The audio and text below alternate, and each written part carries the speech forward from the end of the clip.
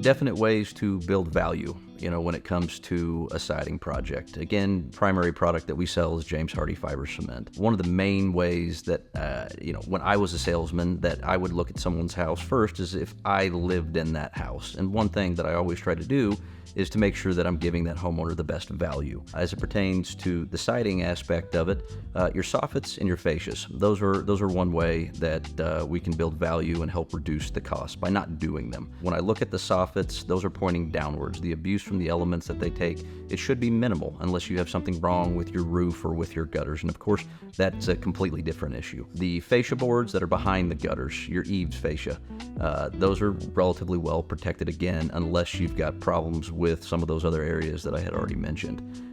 In my opinion, those are probably the best ways to build value into a siding project.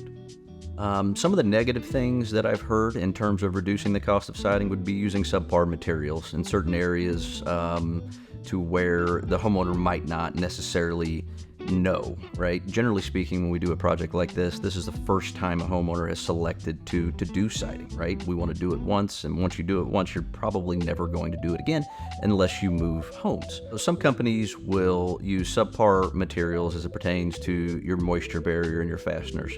I'm going to circle back to the moisture barrier. In our opinion, that is one of the most important things as it pertains to doing a siding project or really any exterior cladding material, with the understanding that what we're installing and what's exposed to the elements is not watertight. So the preventative steps that we take on the underside, making sure that we're managing that water and allowing it the opportunity to go where we want it to go, which is draining to the bottom of the wall.